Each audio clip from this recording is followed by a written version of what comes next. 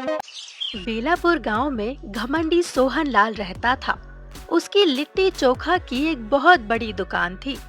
पूरे गांव में एकमात्र उसी के यहाँ लिट्टी चोखा मिलता था, इसलिए वहाँ हमेशा भीड़ लगी रहती थी। और सोहन लाल गल्ले पर बैठा बैठा दोनों हाथों से रुपया गिनता रहता था। वो अपने कारीगरों के साथ बहुत बुरा बर्ताव करता था और उन्हें काफी कम पैसे देता था, जबकि लिट्टी चोखा की दुकान उनकी मेहनत की बदौलत इतनी लोकप्रिय थी। उसी दुकान में जीतू भी काम करता था और वो बहुत अच्छी लिट्टी चोखा बनाता था। लिट्टी चोखा बनाने की पारंपरिक विधि उसकी दादी माँ ने बताई हुई थी। सेठ जी, मुझे 2-3 दिनों की छुट्टी चाहिए और कुछ पैसे भी एडवांस में चाहिए। क्यों, क्या काम है तुझे और एडवांस में पैसे की क्या जरूरत है तुझे? मैं बिना काम के पैसे नहीं देता। यहाँ मैं खैरात बांटने के लिए नहीं बैठा हूँ। सेठ जी, मैं कोई मजे करने के लिए पैसे नहीं मांग रहा। मेरी पत्नी कजरी बहुत बीमार है, उसे शहर ले जाकर डॉक्टर से दिखाना है। अच्छा, तो ये बात है, तुम बीमारी का बहाना करके शहर घूमना चाहते हो और उस पर कहते हो कि मजे करने के लिए पैसे नहीं मांग रहा। देखो जीतू, कह देता हूँ, ना तो मैं छुट्टी दूंगा और ना एक पैसा दूंगा। सेठ जी, ऐसा मत कीजिए, आप किसी से भी पूछ लीजिए। मेरी पत्नी सचमुच बहुत बीमार है, उसकी देखभाल और इलाज करना मेरी जिम्मेदारी है। मैं इससे भाग नहीं सकता। जा जा, बड़ा आया पत्नी की सेवा करने वाला। बीवी के नखरे उठाएगा तो भूखा मरेगा। तुझे काम करना है तो कर, नहीं तो निकल जा। ठीक है सेठ जी, अगर आप मुझ गरीब की बात नहीं सुनना चाहते तो कोई बात नहीं, आप मेरा हिसाब कर दीजिए। बड़ा आया हिसाब लेने वाला। जा जा, महीना खत्म होगा तभी तुम्हारा पैसा मिलेगा। आकर ले जाइए अपना हिसाब। यहाँ काम छोड़ने के बाद तुम्हें कौन काम देगा? अरे भूखे मरोगे भूखे। सेठ जी, इतना घमंड करना भी अच्छा नहीं होता। मुझे पैसों की सख्त जरूरत है और आप मेरी मेहनत के पैसे भी नहीं दे रहे। कोई बात नहीं, भगवान एक दिन इंसाफ जरूर करेगा। मैं जाता हूँ सेठ जी। हाँ हाँ, जा जा। कह तो ऐसा रहा है जैसे तो तुम्हारे बिन मेरी दुकान ही बंद हो जाएगी। अरे जा। सेठ की बात सुनकर जीतू बहुत दुखी होता है। वो घर वापस आ जाता है। घर पर उसकी बीमार पत्नी बिस्तर पर लेटी हुई होती है।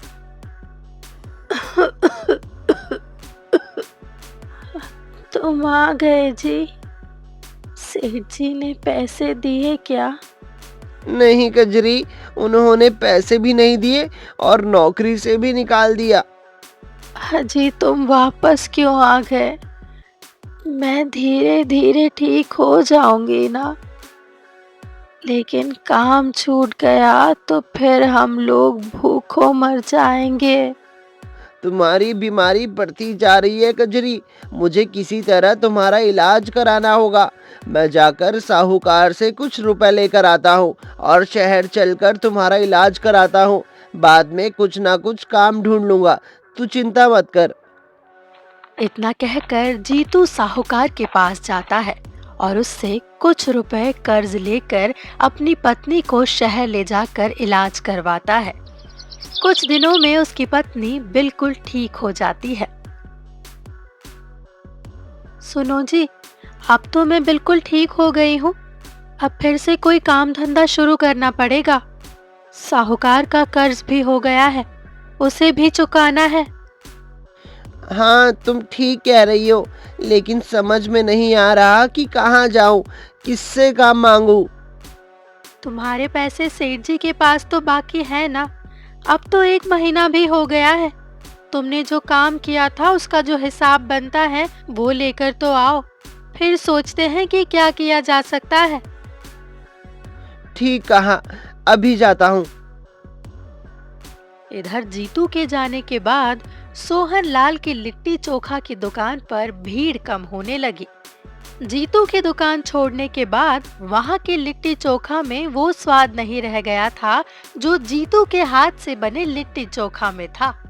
उसने दूसरे कारीगरों को अपनी सीक्रेट मसाले की रेसिपी कभी नहीं बताई थी, इसलिए अन्य कारीगर उसके जैसा लिट्टी चोखा नहीं बना पाए थे। सोहनलाल को भी थोड़ा बहुत इस बात का एहसास हो रहा था। तभी जीतू सोहनलाल की लिट्टी चोखा की दुकान पर जाता है और अपना मेहनताना मांगता है। तू फिर से आ गया? सेठ जी, आपने कहा था बाद में आकर अपना हिसाब ले लेना, मैं वही लेने आया हूँ। कृपया करके आप मेरे पैसे दे दीजिए। अरे, जब चाहे मुंह उठाकर आ जाता है। अभी मेरे पास पैसे नहीं है, दुकान में बिक्री भी कम हो रही है, तुम पैसे बाद में ले जाना। सेठ जी, मेरे पास थोड़े भी पैसे नहीं है और साहूकार से कर्ज भी लिया है। अगर आप मुझे पैसे नहीं दोगे तो मैं तो बर्बाद हो जाऊंगा। देख, तेरी बात सुनकर मुझे तुझ पर तरस आ रहा है। ऐसा कर, फिर से दुकान पर काम शुरू कर दे, मैं तुझे पैसे दे देता हूँ। नहीं सेठ जी, अब मैं आपके साथ काम नहीं करूंगा। मुसीबत के समय आपने मुझे काम से निकाल दिया था।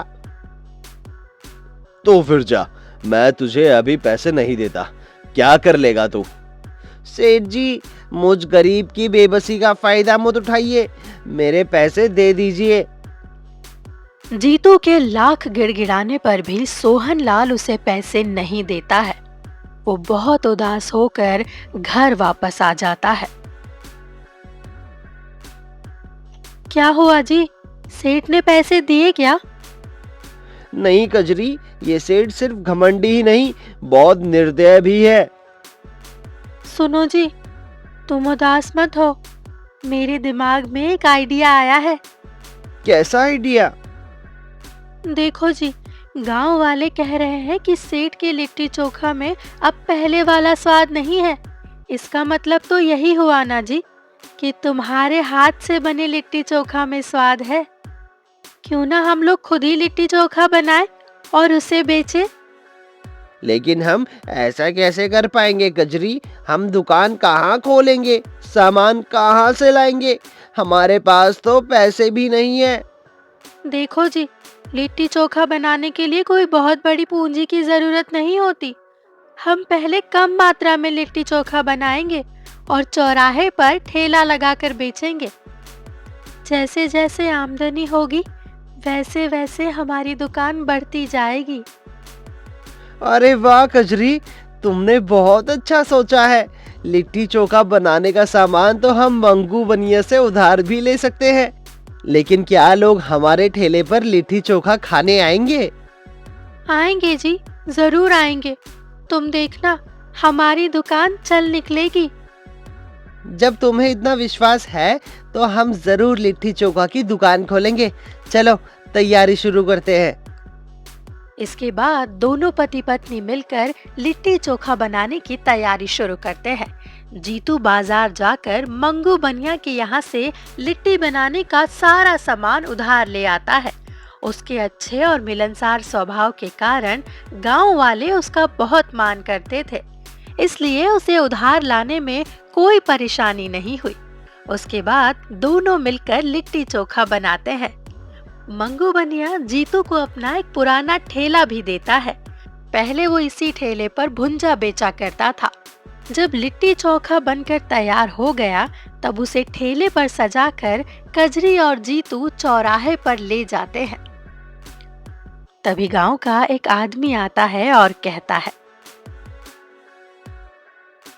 अरे क्यों भाई जीतू, ये तुमने लिट्टी चोखा का ठेला कैसे लगा रखा है? अरे भैया, मैंने लिट्टी चोखा की दुकान खोली है। बहुत अच्छा किया भाई तुमने। उस घमंडी सेठ के यहाँ लिट्टी चोखा बहुत महंगा हो गया और पहले जैसा स्वाद भी नहीं है, और उसके कर्मचारी लोगों से बहुत बुरी तरह से पेश आते थे, इसलिए तो मैंने वहाँ खाना ही छोड़ दिया है। वैसे तुम्हारा लिट्टी चोखा का रेट क्या है? ये देखो भैया, हमने ठेले पर इसका रेट भी लिख दिया है, 15 रुपए प्लेट। अरे वाह, क्या बात है भाभी, आपने तो रेट भी बहुत कम रखे हैं। पता है सोहनलाल के यहाँ 20 रुपए में एक प्लेट मिलता है। और जीतू भाई, मुझे जल्दी से एक प्लेट लिट्टी चोखा दे दो, बहुत दिन हो गए हैं खाए हुए।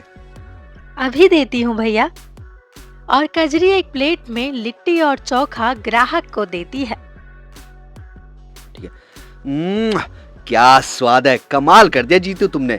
अब समझा, जीतू सेठ के यहाँ जब तुम बनाते थे तब लिट्टी चोखा में ऐसा स्वाद था। यह तो तुमने अच्छा किया भैया दुकान खोलकर। अब देखना तुम्हारी दुकान चल निकलेगी। आप लोगों की दुआ की जरूरत है भैया। तभी वहां पर एक महिला ग्राहक आती है। अरे कजरी, तूने खुद का लिट्टी चोखा का दुकान खोल लिया का? हाँ हाँ दीदी, चख कर देखो कैसा बना है। और कजरी एक प्लेट में लिट्टी और चोखा उस महिला ग्राहक को भी देती है। वाह, मजा आ गया, क्या स्वाद है।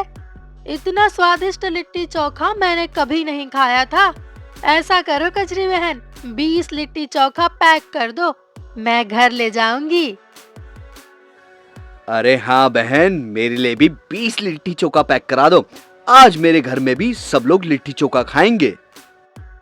इस तरह जीतू की लिट्टी चोखा की दुकान चल निकलती है। गांव वालों को लिट्टी चोखा का अद्भुत स्वाद और सुगंध खींच कर ले आता है। उधर धीरे धीरे सोहनलाल सेठ की दुकान में ग्राहकों की संख्या कम होती चली जाती है और एक दिन ऐसा आता है कि उसके यहाँ पर कोई ग्राहक नहीं आता और उसकी दुकान खाली रह जाती है। सोहनलाल का सारा घमंड चूर हो जाता है। वो दुकान में अकेला बैठा मक्खियां मार रहा होता है और सोचता है, काश मैंने इतना घमंड ना किया होता और जीतू के साथ बेईमानी ना की होती, तो आज मेरी ऐसी हालत ना होती।